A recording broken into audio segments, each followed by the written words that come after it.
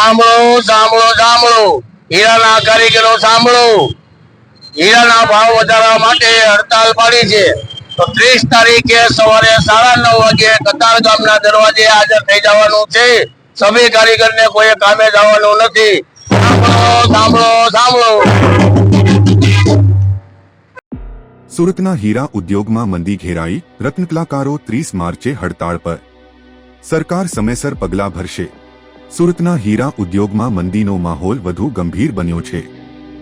રણાકલકારો પર અર્થતંત્રના પ્રભાવો વધતા 30 માર્ચે ઉદ્યોગ બંધ અને હડતાળનું એલાન કરવામાં આવ્યું છે.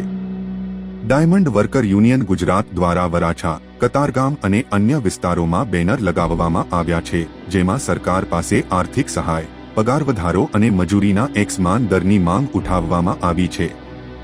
છેલ્લા 2 વર્ષમાં હીરાની નિકાસમાં $7,110 મિલિયન ઘટાડો થયો છે, જેનાથી રત્નકલાકારો પરેશાન છે. મુખ્યમંત્રીએ 2 દિવસમાં એક્શન પ્લાન જાહેર કરવાની વાત કરી હતી, પરંતુ હજી સુધી કોઈ નિર્ણય લેવાયો નથી.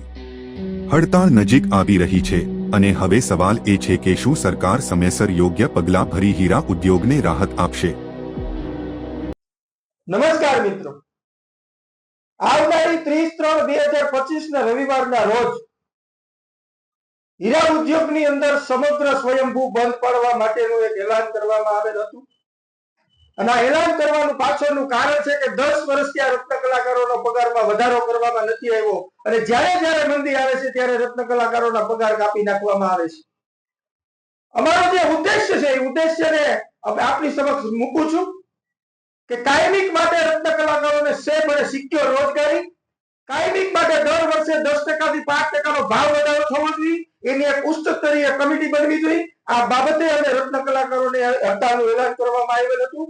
આમાં આપણી જે પડતર માંગણીઓ છે એ બાબતે પણ આપણે સરકાર સમક્ષ રત્ન કલાકારોના અધિકારો માટે અને એક હડતાલનું એલાન કરવામાં આવ્યું હતું. અને હડતાલની તારીખ છે 30/3/2025 અને સ્થળ જ્યાં આપણે ભેગું થવાનું છે એ સ્થળ છે કતારગામ દરવાજા પુલની નીચે.